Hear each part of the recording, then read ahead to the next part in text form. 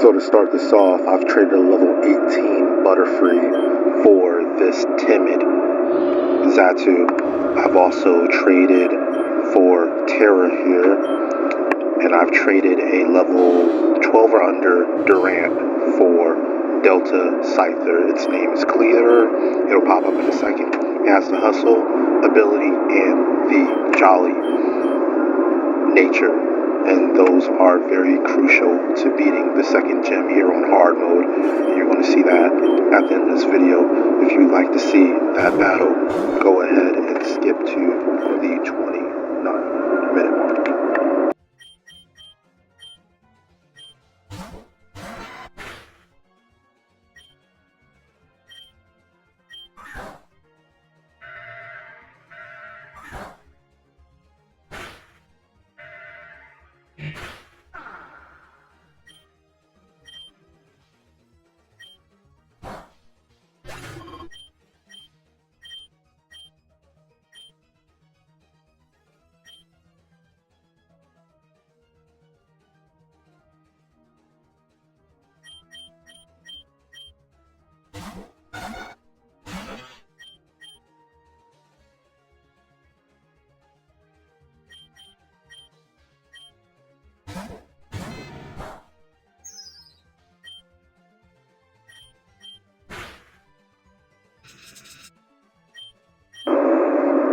One thing that I've learned while playing this game is that Thunder Wave and Electro Ball is a fantastic combo. And Magnemite getting those two moves is just so strong. So yeah, really good pickup in the early game, especially with that sturdy ability.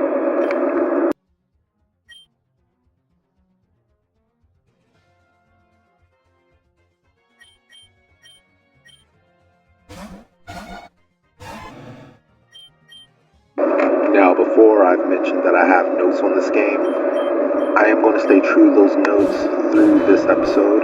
However, starting the third episode, I'm going to go off rails and start experimenting with new things, as I found that my notes do not match the current version of the game as far as what you're able to do realistically.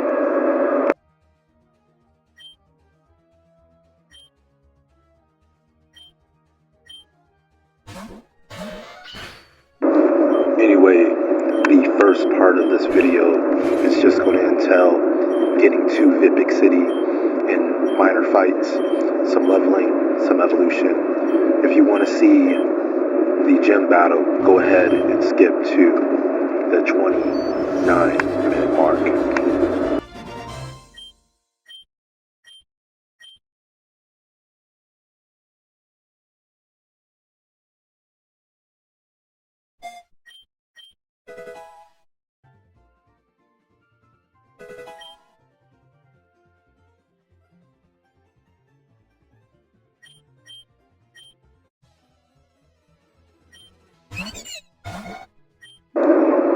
As you can likely tell here, I am power leveling Natu. I would like to get it to be a level 25 Xatu for Air Slash, and then after that a level 35 Xatu for Psychic.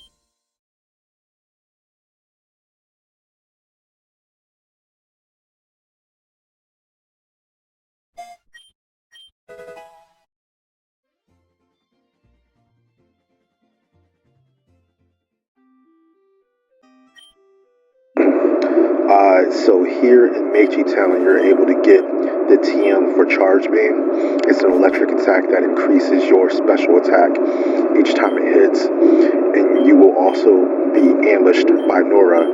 You want to have something out that is going to counter her Honage. In this case, our worst starter, Delta Squirtle, is the one. So go ahead and use it.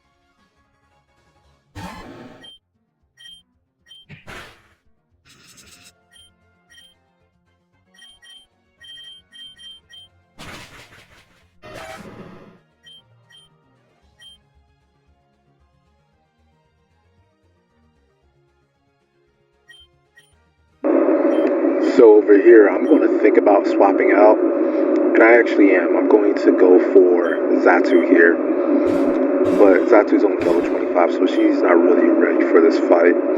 We are going to use Confused Ray, and that is going to convince Celebi to get up out this fight. Now we're going to follow up with some attacks. I'm not sure what Go Back can do to me, but I'm not really going to find out, because a poison flying type is going to be very weak to a steel electric type, and it's going to hit itself anyway. So we'll hit it with the Thunder Wave, spread that paralysis around, and of course get that combo with the Electro Ball. We're going to get Celebi back. We are going to switch back out to Xatu, but this is going to be a little bit tragic because I do the same things before. I do get the Confused Ray landed, but instead of running away, Celebi opts this time to go ahead and attack, so we aren't able to really capitalize on this. And it has ancient power, which if you play Gen 2 you will remember that, but I did not remember that at this moment. So I just ended up losing that Pokemon to Celebi. Thankfully I make the right call here. I send in Cleaver, who's able to get the kill with Ice Shard. Thankfully it did not miss with that 80% miss rate from Hustle, or 20% miss rate, 80% accuracy from Hustle.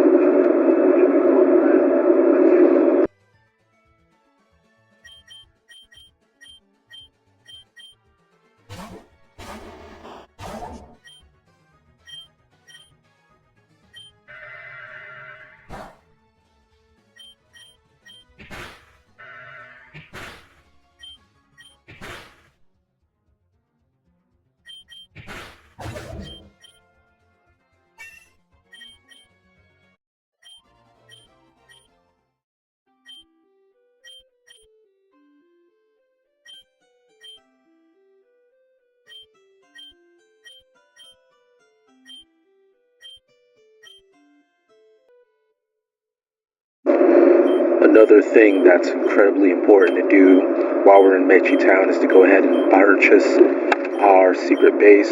It's going to allow us to get the Roof Grinder, and we're going to get that Roof Relearner to reteach Xatu Tailwind later. It also gives us some other goodies, but most importantly, if we buy it while we're here, we can access it from the back of a bookcase in any Pokemon Center or Pokémon that we go to.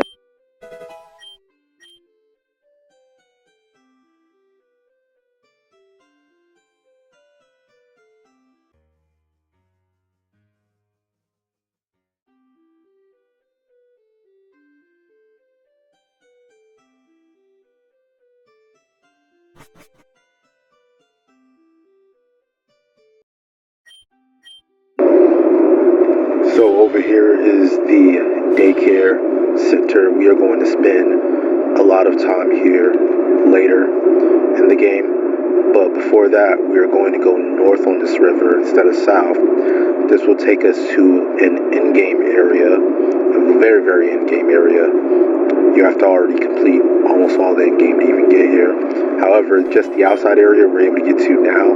We get the TM for embargo, and then we're going to sail right back down the river like it's Oregon Trail, Walla Walla, Washington River. And we're finally going to reach Route 4.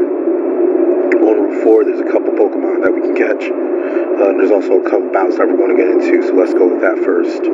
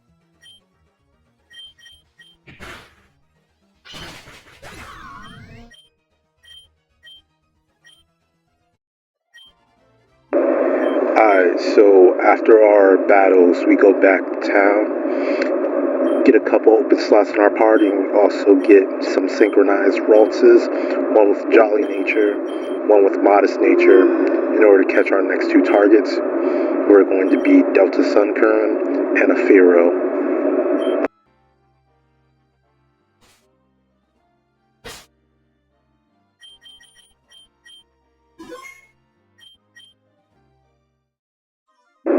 As always, you save before entering a hidden grotto, just in case you don't get what you want, because you only get it once per day. And then after you enter the hidden grotto and you confirm that's what you want, you initiate the battle. I'm starting out with this Modest Ralts. That's actually a good Pokemon for catching Delta Sunkern. Delta Sunkern is going to be a fire poison type. It's also going to be a really good teammate for Delta Wartortle because it is quadruple resistant to fairy type. So we're going to get it on the team eventually, just not right now.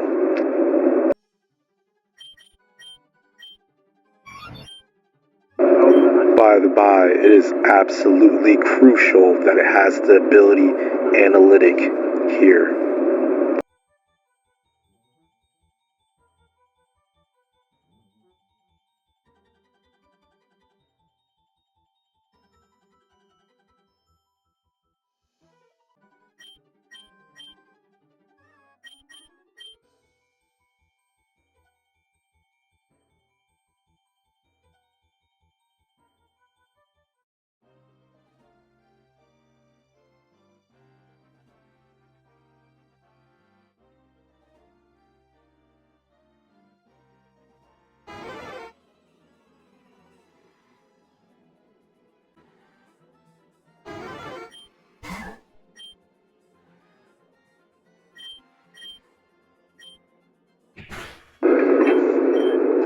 So after seeing my damage, I tried to put up Lucky Champ. Didn't work. Unfortunately, Ralts is going to faint here. However, it did its main job, which is to make sure that this Fearow is jolly.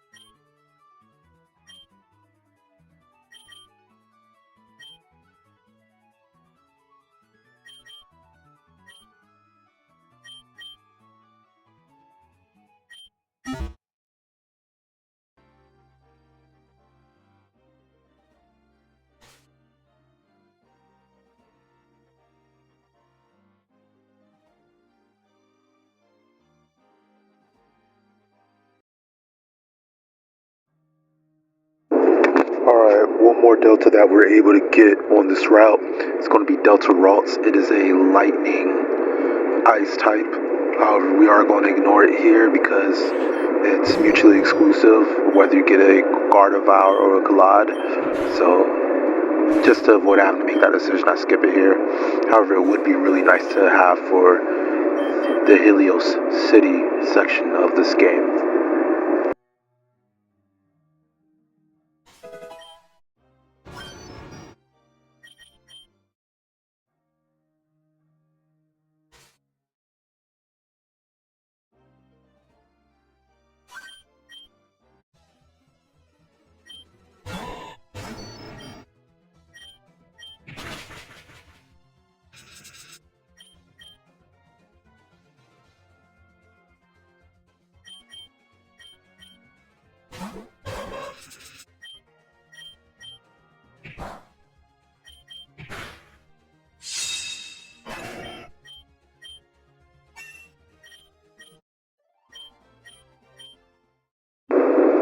There are two starters that you are able to capture on this route. You've already seen Mudkip. One that you did not see is Cyndaquil. You were able to get it as well, and you can also get a Mega Typhlosion right after getting the third badge if you do so.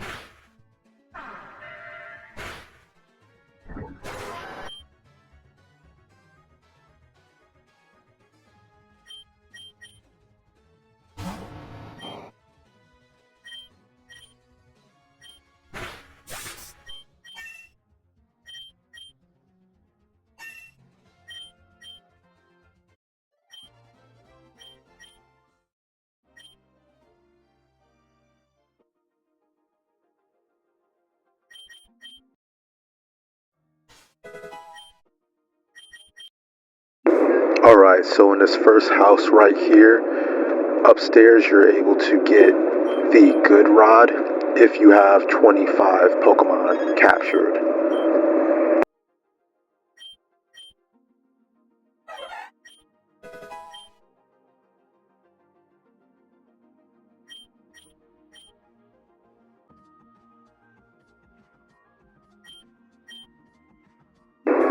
Alright, so we're going to kid a couple of easy TMs here. First one's going to be for Spikes, behind that creepy tree there, next to the fallen stump. Next we're going to go over here, we're going to get a cleanse tag, and then we're going to go up to the left here, and behind another tree is Frost Breath.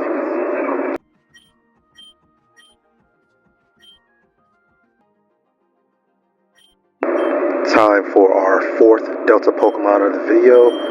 So we're going to leave a rare candy behind this tree stump, or a lava cookie. You also got one of those for free. And between midnight and 5 o'clock in the morning, come back or enter our house and leave. And a Delta Wooper will be here.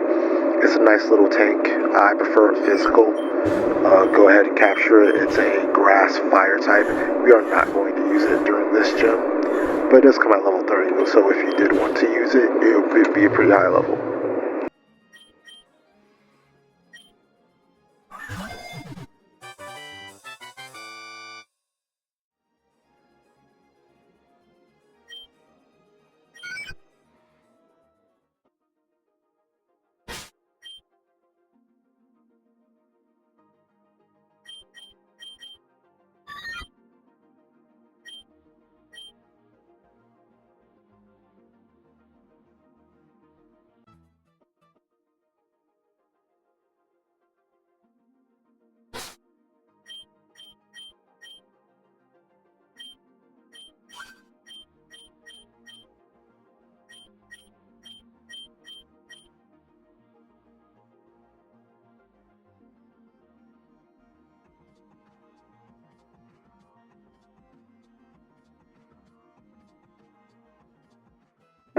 Alright, so the puzzle in this gym, this is a poison bug gym.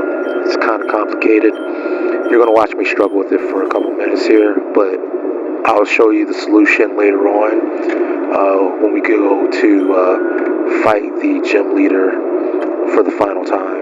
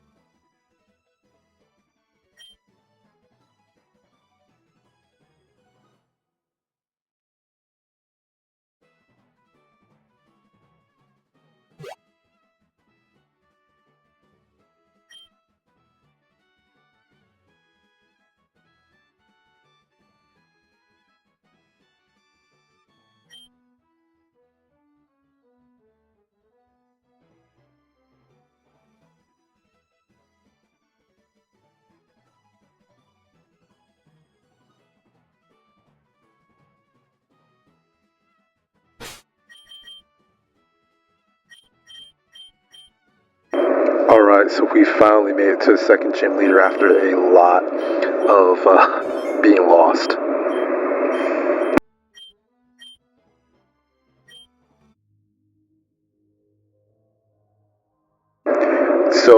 initial game plan here is to turn my brain off and go for ice ball combos. However you see, ice ball with hustle, it hits very hard, but at the same time, it's very inaccurate. It has about a 64% accuracy with each iteration, and I need to hit 5 times in a row. Let me do the math on that real quick.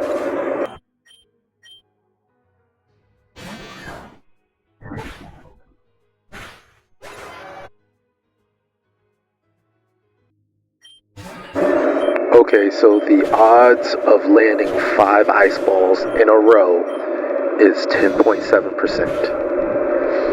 And on top of that, there's also the chance that I can be burned or poisoned during this, which would also invalidate the run.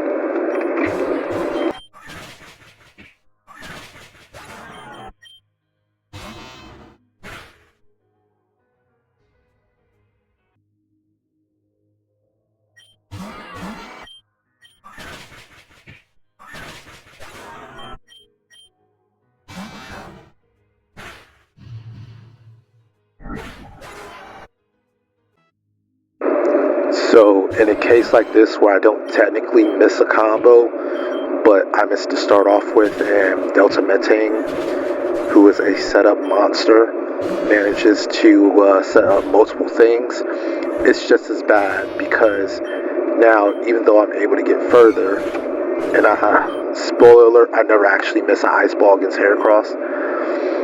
Now, I'm basically doomed because I have too many hazards on my side of the field.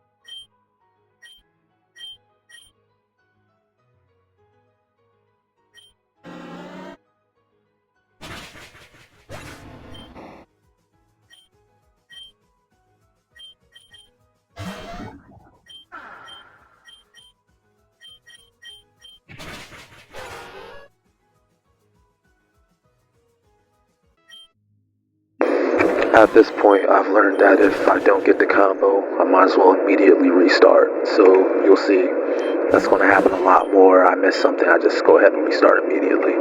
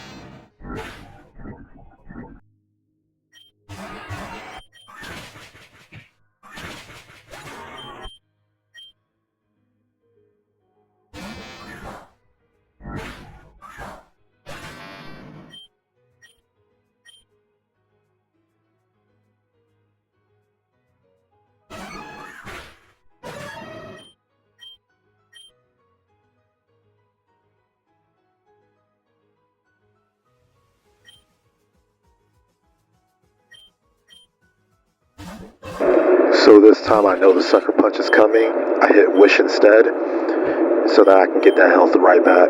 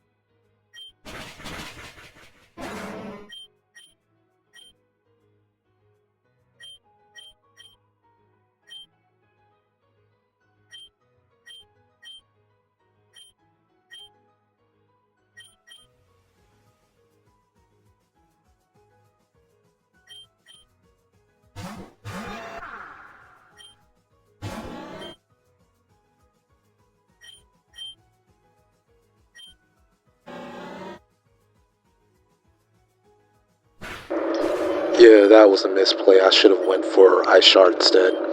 Taking an 80% chance of doing some damage instead of no damage. And this is the battle where I really do learn the terror of Mega Beedrill, because it is a Pokemon that just straight up doesn't have any hard counters at this point in the game, it feels like. So, yeah, I'm going through my entire team just trying to see what can survive a hit and do something worthwhile, and I'm getting nothing.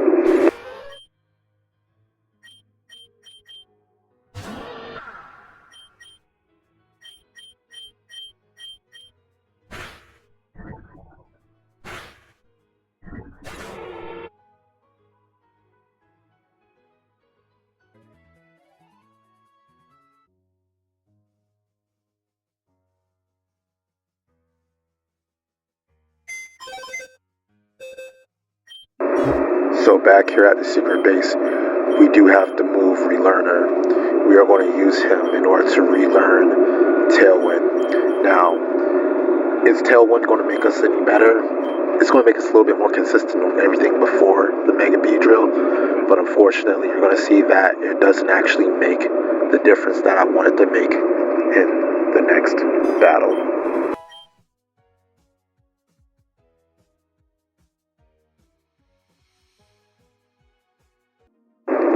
By the way, here is the actual solution to the Vipik Gym puzzle maze.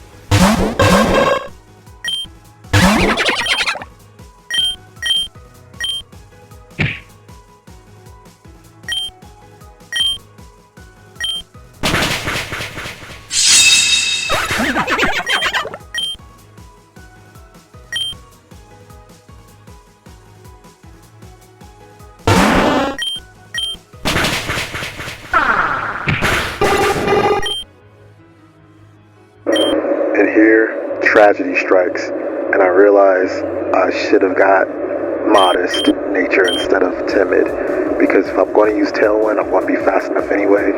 But that extra 7 special attack, because I'm at 76 with Xatu right now, would have been the difference maker. But because I'm going to spend an extra turn to knock out Gengar here, my Tailwind is going to run out, and this becomes a luck-based mission. Fortunately, Beedrill does select anything except Drill Run this time, so we are able to guarantee the win on this battle, finally.